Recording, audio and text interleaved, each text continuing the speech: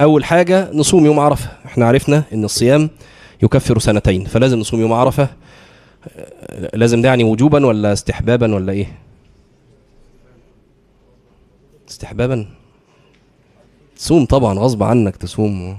استحبابا ده للناس اللي ما عندهاش معاصي وبلاوي زينا، انما انت عندك ولا؟ طيب ماشي. يعني متاكد طبعا استحباب، متاكد طبعا. فاستحبابا للي بره المسجد، انما اهل الذنوب والمعاصي اللي زينا مفيش حاجه اسمها نفوته كده. اصل استحبابا دي عند الناس يقول لك هي دي كذا فرض ولا سنه. اول ما يسالك كده اعرف انه ايه، عاوز يسيب. الصحابه ما شفناهمش عمرهم يسالوا فرض ولا سنه، دي ما شفناش في الصحابه اللي يسال كده يعني. ليه؟ اعمل حاضر هعمل، بس بقى فرض هيتعمل سنه هيتعمل، مش هنقعد نسال بقى فرض ولا سنه. طيب، فيبقى نصوم يوم عرفه ان شاء الله علشان نحصل المغفره في هذا اليوم. طيب هنصوم عرفه وبعدين نقعد بقى نفتح التيك توك ونفتح الانستجرام ونكلم صحباتنا. وتعملوا ايه تاني؟ قولوا لي تعملوا ايه تاني؟ نعمل الحاجات دي، فالصيام يروح في داهيه وما يتحسبش. ما هو ايه، رب صائم ليس له من صيامه الا الايه؟ الجوع والعطش. ليه؟ صايم عن الحلال باصل الشرع ومقضيها ايه؟ حرام باصل الشرع. يعني الاكل والشرب ده في اصل الشرع حلال ولا حرام؟ حلال، مش كده؟ طب في التيك توك بقى حرام ولا ايه رايكم؟ طيب، هذا يوم في الحديث جاء هذا يوم من ملك فيه سمعه وبصره ولسانه غفر له. يبقى عندنا قيد اهو مهم جدا، من ملك فيه سمعه وبصره ولسانه غفر له. زمان لما كنا نيجي ندي درس 15 20 سنه كده، فنقول ايه؟ ما تنزلش الشارع، ما كان كفايه لان ما كانش فيه الاجهزه الملعونه دي. فكنا نقول لك ما تنزلش الشارع، كفايه انك تملك سمعك وبصرك ولسانك. ازاي ما تنزلش الشارع؟ ما مالكش دعوه بمراتك عشان تملك لسانك. ابعد عن مراتك خالص في اليوم ده. ف ايوه، يعني عشان ما تقولش كلام حلو كتير وكده. بتضحكوا ليه؟ قاعده جوه ما ينفعش. ماشي.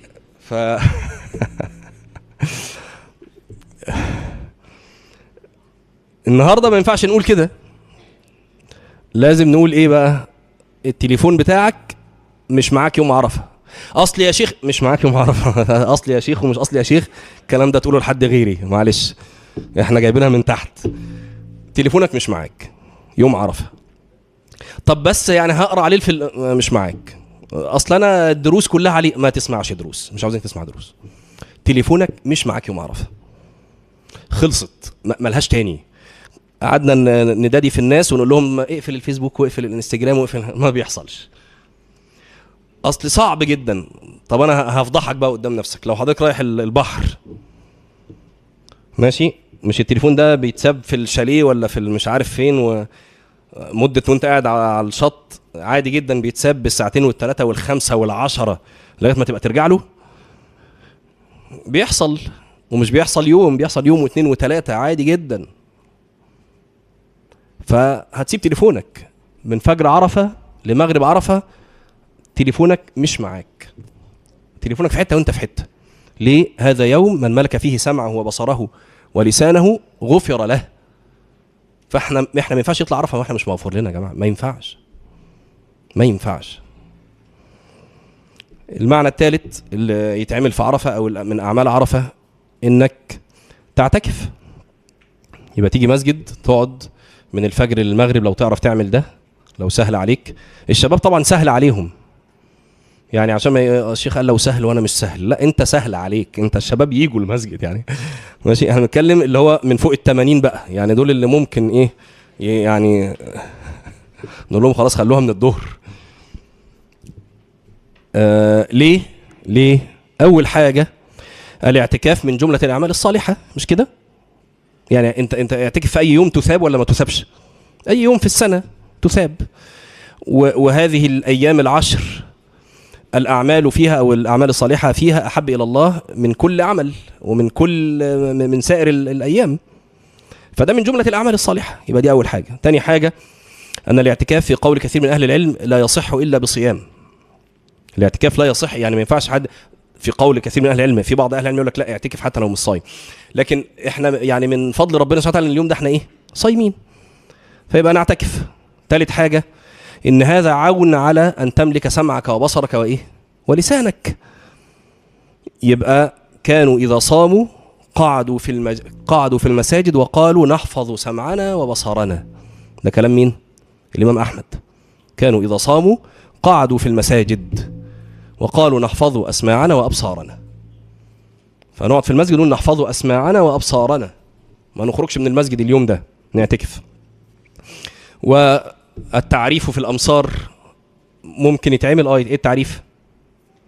تعريف في الأمصار إن من عشية عرفة كده نتشبه بالحجيج.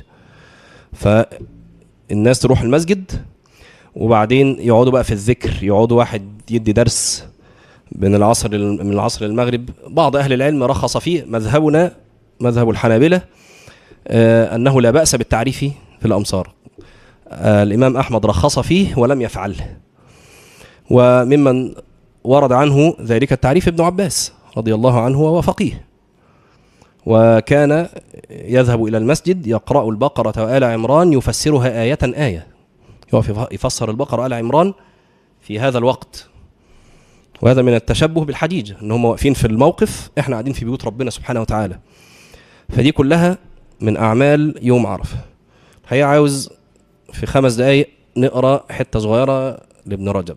تعبانين ولا نقرأ؟ ولا تعبانين ونقرأ يعني؟ طيب. أحوال السلف يوم عرفة، يعني وانت في عرفة نستشعر ايه المعاني اللي نستشعرها في يوم عرفة. قال ابن رجب: كانت أحوال الصادقين في الموقف بعرفة تتنوع، فمنهم من كان يغلب عليه الخوف أو الحياء.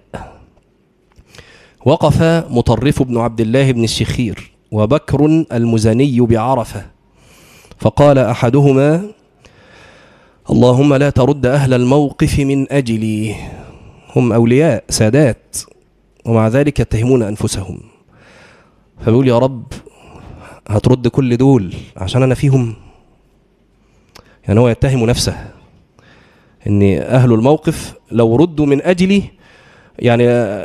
يعني لم أستبعد ذلك. ليه؟ لعظيم جرمي وجرأتي على ربي، وهم الأولياء والسادات. قال أحدهم: يا رب اللهم لا ترد أهل الموقف من أجلي. وقال الآخر: ما أشرفه من موقف وأرجاه لأهله لولا أني فيهم. لولا أن أنا فيهم كان زمانه أرجى المواقف لأهله.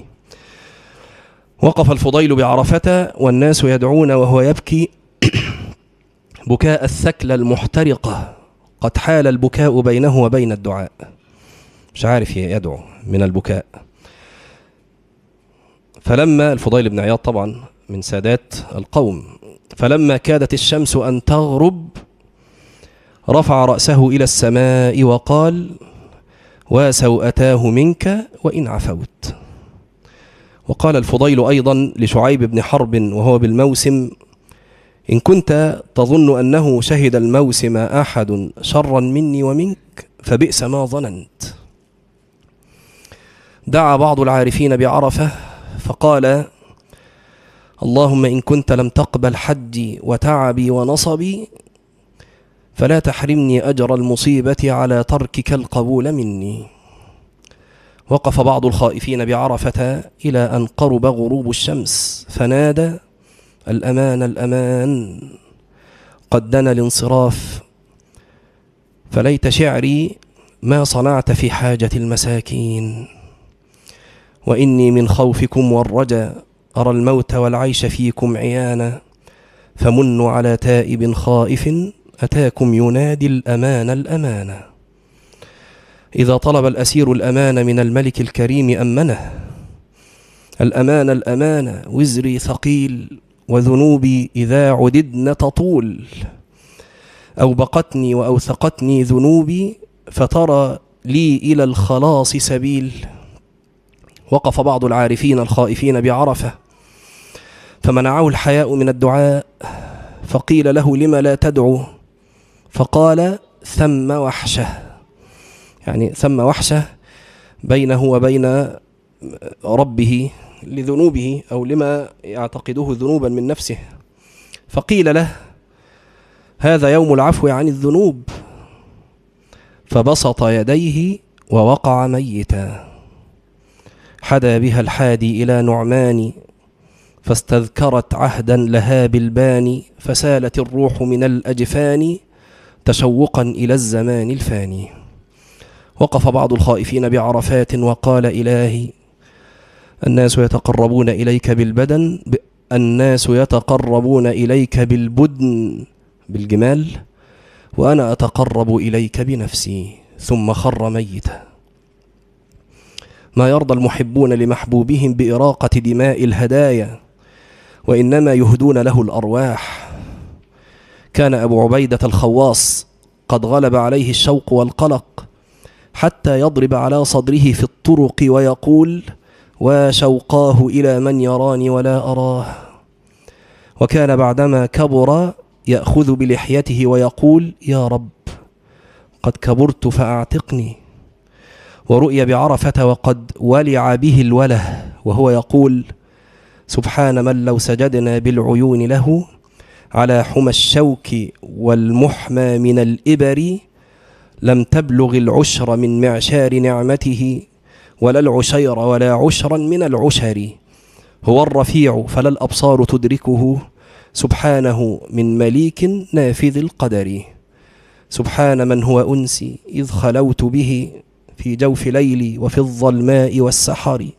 أنت الحبيب وأنت الحب يا أملي، من لي سواك ومن أرجوه يا ذخري. قال: ومن العارفين من كان في الموقف يتعلق بأذيال الرجاء. يعني الفئة الأولى من كان يغلب عليهم الخوف أو الحياء، وبعضهم كان يعني يغلب عليه الرجاء. قال ابن المبارك: جئت سفيان الثوري عشية عرفة وهو جاث على ركبتيه وعيناه تهملان، فالتفت إلي فقلت له: من أسوأ هذا الجمع حالا؟ قال: الذي يظن أن الله لا يغفر لهم. وروي عن الفضيل أنه نظر إلى نشيج الناس وبكائهم عشية عرفة فقال: أرأيتم لو أن هؤلاء صاروا إلى رجل فسألوه دانقا، يعني مبلغ بسيط 6 درهم، أكان يردهم؟ قالوا: لا. قال: والله للمغفرة عند الله أهون من إجابة رجل لهم بدانق. قال: وعما قليل يقف إخوانكم بعرفة في ذلك الموقف، فهنيئا لمن رزقه. يجأرون إلى الله بقلوب محترقة ودموع مستبقة، فكم فيهم من خائف أزعجه الخوف وأقلقه، ومحب ألهبه الشوق وأحرقه، وراج أحسن الظن بوعد الله الكريم وصدقه، وتائب نصح لله في التوبة وصدقه، وهارب لجأ إلى باب الله وطرقه. فكم هنالك من مستوجب للنار أنقذه الله وأعتقه، ومن أسير للأوزار فكه وأطلقه، وحينئذ يطلع عليهم أرحم الرحماء ويباهي بجمعهم أهل السماء، ويدنو ثم يقول: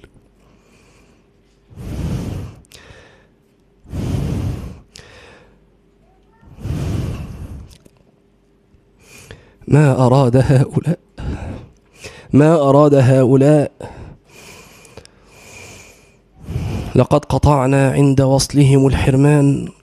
وصولهم الحرمان، وأعطاهم نهاية سؤلهم الرحمن. هو الذي أعطى ومنع ووصل وقطع. من فاته في هذا العام القيام بعرفة فليقم لله بحقه الذي عرفه. من عجز عن المبيت بمزدلفة فليبت عزمه على طاعة الله وقد قربه الله وأزلفه. من لم يمكنه القيام بأرجاء الخيف فليقم لله بحق الرجاء والخوف. من لم يقدر على نحر هديه بمنى فليذبح هواه هنا وقد بلغ المنى. من لم يصل إلى البيت لأنه منه بعيد فليقصد رب البيت فإنه أقرب إلى من دعاه ورجاه من حبل الوريد.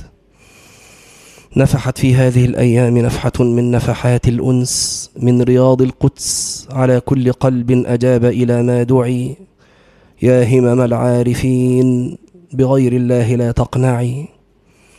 يا عزائم الناسكين لجميع أنساك السالكين اجمعي. لحب مولاك أفردي وبين خوفه ورجائه اقرني وبذكره تمتعي. يا أسرار المحبين بكعبة الحب طوفي واركعي. وبين صفاء الصفا ومروة المروة اسعي وأسرعي. وفي عرفات العرفان قفي وتضرعي. ثم إلى مزدلفة الزلفى فادفعي. ثم إلى منى نيل المنى فارجعي. فإذا قربوا القرابين فقربي الأرواح ولا تمنعي. لقد وضح اليوم الطريق ولكن قل السالك على التحقيق وكثر المدعي. قولوا قولي هذا واستغفر الله العظيم لي ولكم. سبحانك اللهم وبحمدك أشهد أن لا إله إلا أنت نستغفر.